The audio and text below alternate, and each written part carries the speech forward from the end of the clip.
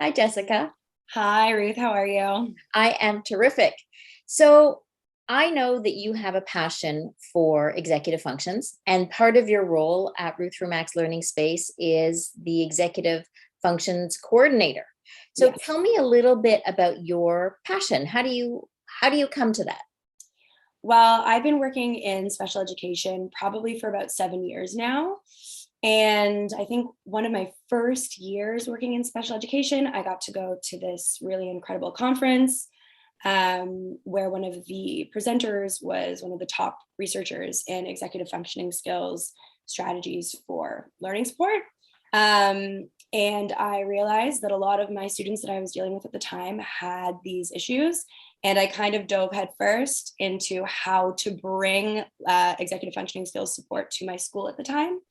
And I kind of got really into it. And now it seems to be what I really focus on in my career. What do you think are some of the common things that you see day in and day out with the students that we service at Ruth Max Learning Space? Totally. So I see different things for different age groups. I would say with the younger students, the biggest things that I come across are issues with sustained attention. So their ability to focus on one task for a longer period of time without getting distracted. And then also, I find a lot of my younger students have struggles sometimes when it comes to impulse control and emotional control. And I usually tie those two things together with those younger kiddos. And for the older kids, once the students get into middle and high school, we're asking them to kind of be mini adults and take on all of this new responsibility that they didn't maybe have explicit training to take on previously. And so that's when you start seeing kind of more executive functioning skills pop up. And the big ones I see with that age group, we've got like planning and prioritization. How do they determine what's important for them to do at what time? Organization, both physical spaces, mental spaces, their time management, which I'm sure we're all aware of. It's a big one. And their task initiation. Getting teenagers started is tough.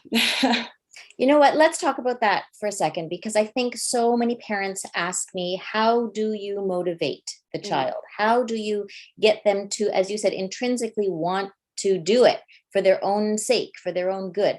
What are some things, some techniques that you've been using that you find helpful? So this is a really tricky one. And to be honest, when you ask me what my interest is in executive functioning skills, I'm perpetually fascinated by the concept of intrinsic motivation because it's different for everyone and it's so hard to put a pin on it. Um, it's not a one size fits all solution. So I often find really trying to figure out what motivates those students, what they're interested in, like what they like to do socially, if they what snacks they like, and kind of the big ones that I try to use with my students who are older, who are dealing with task initiation. It's a big one, but using timers is super helpful. Trying to make sure that the use of timers becomes a daily habit. So it takes some time and practice. But setting timers for breaks, for little reward breaks, for food, um, really kind of chunking their time. So if they know they have to do 15 minutes of work and they've got 5 minutes at the end of it to like do whatever they want, go out for a walk, call their friends, whatever, I find really scheduling those in can be pretty helpful. That's one that I find. And another one for that age group, simply put, sometimes is accountability buddies, is having that friend or that friend group to really check in with them and make sure they're doing their work, or kind of making deals with their buds like, don't let me come out with you this weekend if I didn't finish my French assignment, which is tough for students to do. But I would say first and foremost, finding kind of those rewards that they're interested in. And I would say probably starting to try playing around with timers if possible. It's a You tricky know, one. one of the things that I've done, and I use this in my own household too, is there's a certain level of timers and sort of scheduling yourself and trying to keep yourself on track. And Mhm. then there's a certain level of accountability that is more rational, and you need some more maturity for it. But at different ages, I find that you can ask more of your child. So, it's sometimes it's an if then, like, well, if you want to go and visit your friend this evening, then you're going to have to clean your room before you leave. If then tends to work because it puts things into perspective. And then you can use these other techniques like timers or the other techniques for time management to help get the student through it. The other thing that I find really helpful is just having a conversation with the student and saying, you know what, like, most of this is for you. Ultimately, it's for you, and your ability to get through high school, your ability to get into university or some post-secondary education, or something that you really are very, very interested in, some course. It's about your commitment. And sometimes having that conversation in a very low key, very, friend to friend, not as parent child, but as, hey, you're coming of age, you're going to be 16, you're going to be 18. So what is it that you want out of your academic career or your life, or the next few months? And sometimes having that conversation, I find it's a tricky one. You want to keep it even keeled and you don't want to get overly emotional, but sometimes planting that seed of what is it that you want out of this, I find helpful too. Definitely. And just to note too, I find so many of the executive functioning skills are like intrinsically linked. And I find when students have a better understanding of their own levels of functioning, when kids have a better understanding of how long it takes them to get things done, like things can actually become less daunting when they're able to put them out in front of them. And so I'm a huge advocate for students kind of creating their own agendas, writing out their own calendars, even just on paper first, and looking across at their time and being like, wait a second, I actually don't have that much to do. How can I feasibly get this done? And I find sometimes that the knowing that it actually doesn't look that much in front of you, or that like I actually am capable of getting this done because it doesn't take me as long as I think it does, can also be a motivator, because it's like, oh wait, I can just get that all done in one day or whatever. And so, and again, that goes back to like time management and planning is actually giving them the ownership over looking out at their schedule and planning it and trying to see it all for themselves, can kind of start helping them see where they can fit other things in and feeling like they're more able to accomplish them autonomously, essentially. You know what, autonomously is a really important piece, because so many parents ask me, how do I get them to do it on their own? I don't want to be the secretary my whole life and their whole life. And we talk about that gradual release of responsibility and giving them the tools to be able to do it. But I find sometimes just talking about, what do you need to do first? Like, it's a quick conversation. So you've got 3 things that are due tomorrow. What do you think is the easiest? What do you think is the thing that's going to take the longest? What do you think you might need support with? Do you need me to take a look at something for you? And just talking about how to get started can be a motivator as well. Totally. I would agree with that for sure. And we do that with our students too. I think, we say, okay, let's go open up your agenda and let's see what you've got today. And let's work out the priorities and tackle the thing that's going to be the most difficult, the thing that you can't do on your own. Of course, we always want to do the things that are easiest first. Yep. Sometimes we have to flip it and do the harder thing first, so that it has its own space and time before we're tired and exhausted with the other stuff too. Totally. I like to see it as like a plan, do, reflect, right? So we have that mini conversation, kind of plant the seed of what the plan is. We're going to work on it together, or you can do it on your own. And then somehow finding, even if it is just a simple conversation at the end, reflecting on what that felt like and what that looked like for you. So that next time, maybe the plan changes or the order of steps changes. Right. So yeah. As you're reflecting, you're also saying, well, what's working and what's not working? And we're going to keep going back to the things that are working and discard the things that aren't working. Sometimes we have to try things, several times. We have to give it a fair trial before we can say it's really not working for me. Can you think of any success story, any student that you've been working with lately that, you can go, woohoo, we're doing it? Yeah, there's always small little success stories like along the way. And especially I find in working in learning support or spec ed, sometimes those successes are like, they might seem like peanuts to one person, but they're huge to us. And I have one student who I've been working with for a while, and they really struggle with attention issues.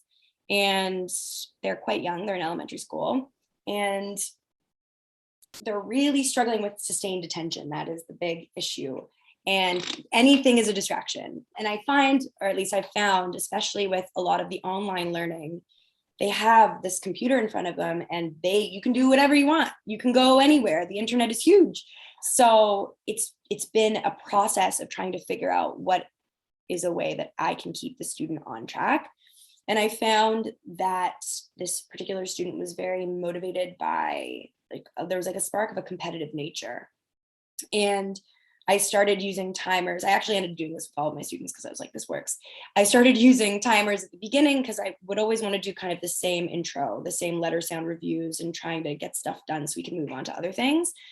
And it was always really difficult to get the student going. And so I started using timers and kind of turning it into a bit of a race. And every class, they started trying to beat their last time.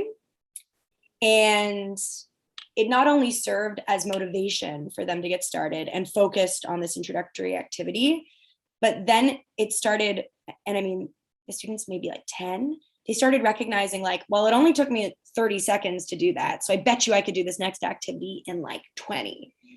And I found that the timers and this understanding of time management really started to kind of weave its way through our lessons, even in using 1-minute breaks as little motivator rewards for lessons well done.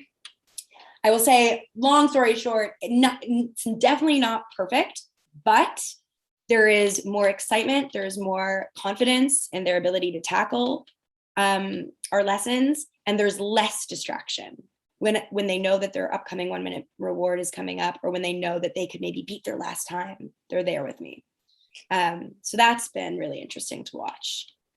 And for some students, I mean, time can be such a great motivator. Sometimes that competitive nature can really be harnessed. Mm-hmm. I know on the other side, when we have a student who gets anxious when there is a time factor, Yes. is there anything that you have done or that you could recommend when we've got the opposite, where a child is very anxious about being timed or having to complete something in a certain time?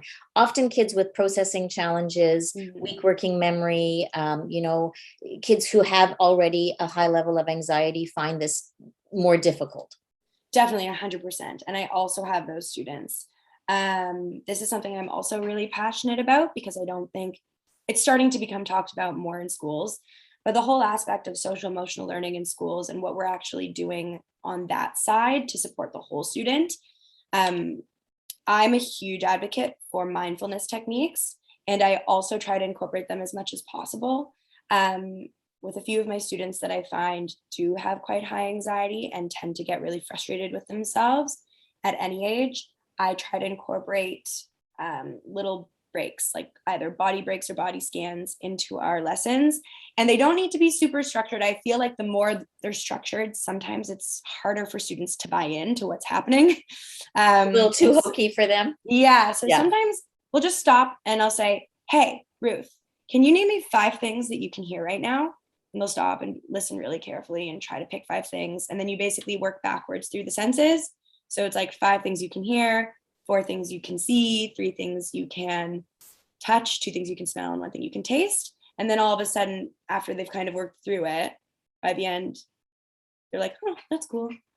So I love that. I love that technique because it's not okay, everybody take 5 deep breaths in and then let them out. It's very active and it's right there, and it's something that, you can think of 3 things that you can see, and you can think of something that you're tasting right now, and I could see how it would really serve to pull a person back to the present if they're spiraling, either worrying about the future or worrying about the past.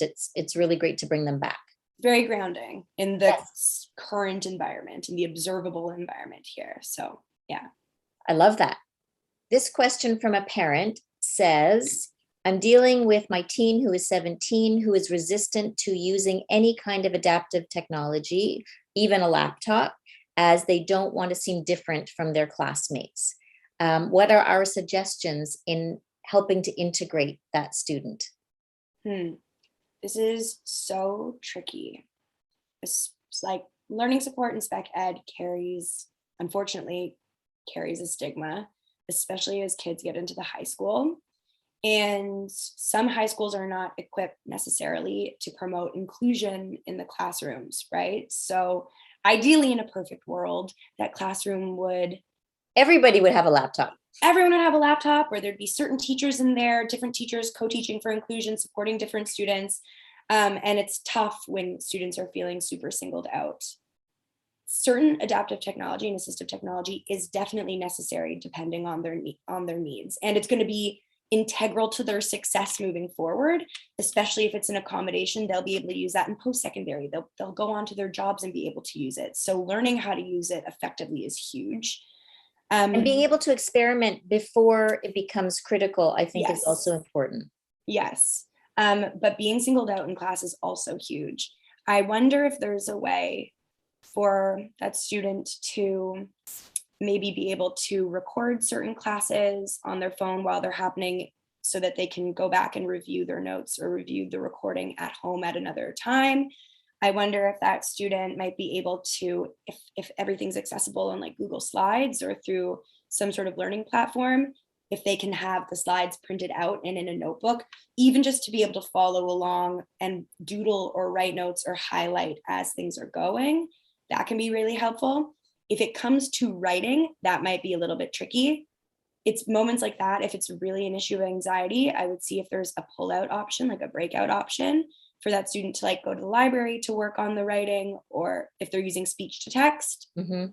So focus maybe on drawing jot notes or different kind of brainstormed ideas in class, but actually maybe that teacher can give them pull-out time, like being like, okay, if anyone wants to go to the library to do their writing, or if anyone wants to sit over there to do their writing, or basically being able to go outside or feel more comfortable doing the writing somewhere else so they can talk into their computer, that would probably be more helpful. I've had students like this. I taught in the high school for 5 years, and I've had students dealing with kind of pretty severe written expression issues who would refuse to write anything in class. And usually I would just kind of pull them out, and I would see them after school, and we'd hang out, and I'd let them use a safe space for them to take notes verbally. But it is a tricky one. So I hope some of those suggestions are helpful. I think those are good suggestions. I would also, it is really about the buy-in of the student. And maybe that goes back to our other conversation, which is having the heart to heart on a level that is not, I'm your parent and I'm telling you what to do, but it's more exploratory than that, which is, well, what is it? Like, can we get a little more granular? Can we figure out what is it that is really the most embarrassing part? Or what is the thing? Is it just showing up with the laptop and looking different because everybody is handwriting and you're typing? There are ways of getting around that too, something like a live scribe pen, or as you said, recording the lecture. It just means maybe a little bit more work for them after, if they're not willing to show up with that laptop. But Yeah, it's so multifaceted, it's multi-layered. And when you're dealing with somebody's emotions on top of a challenge that they're experiencing, and the anxiety that it brings, and the stigma that it brings for them, that they've created around that idea, there are a lot of pieces to it. So we have to kind of unpack them, unlayer them, and then deal with each part. And sometimes it's interesting when you have those conversations and you really find out what particular thing about it is stressful to the student. Sometimes it's a simple fix. And sometimes it's just a mindset shift, or an environmental shift, or it's something that can be done easily, but we won't know that it can be done easily until we have that conversation. Totally. It's really trying to break it down, going kind of back to that social emotional learning piece, where there's so many different things, emotions and ideas and anxieties that are tied to kind of moving through with a disability. And I think those conversations can serve as really good jumping off points to highlight self-advocacy for students, and starting to build that confidence in them to advocate for their needs, because that's going to be huge. When they're in high school, they don't have the same advocacy from their support teachers necessarily. and it continues moving through. And so having those conversations like what you're saying, Ruth, and trying to get to the point or get to the core of where that's coming from, Yeah. can sometimes act as like the foundation for building that confidence up, so that they feel confident in being like, no, I need my computer in class. And also going to the other teachers and being like, hey, sorry, I use assistive technology. It's how I learn. I feel like it's so important when dealing with these issues, especially executive functioning issues, to build that self-advocacy in there. And it's usually starts with having those really open and empathy-based conversations. Yeah. I also think a good trick that I use is asking a student, what are you willing to do? You willing to do? Like, what would you be willing to try? Would you be open to trying this? And sometimes we can trick our minds into trying something we don't really want to try, because part of our mind is saying, no, don't do it, shut us down. And the other part is like, well, maybe I'd be willing to. I'm not committing to anything. But if you use some different language, sometimes that allows the student to think about it from a different perspective. And so if they can shift their thinking around it, then maybe they can shift their behavior or their feelings around it as well, their emotional response around it. Is there any one thing that you would want to tell parents, or relay to parents about executive functions and how they deal with their kids? Students with executive functioning dysfunction, or who are struggling with executive functioning skills, we have the language to talk about it now. We're starting to develop these conversations, but they're usually labeled as lazy or with behavioral issues, and as the bad kid. And it can be really frustrating dealing with kiddos with executive functioning issues. It can be frustrating dealing with peers and colleagues and ourselves with executive functioning issues. And I think it's important to keep in mind that they are not solely tied to learning disabilities. They do not mean that your child is like any less capable or behind. It just means that they're utilizing different executive functioning issues for different things at different times, and they need to learn how to balance that or how to work on certain executive functioning skills to bring them up.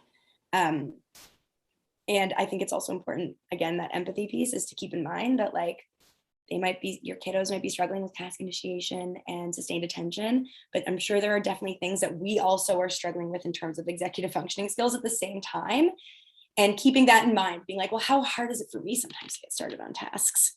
We're all just in it together. So kind of remembering as that frustration arises that like, it's okay. It's not actually a negative thing. It's actually an opportunity for growth and for learning. I love that. Growth mindset. That's what we're all about. Mm-hmm. Thank you, Jessica.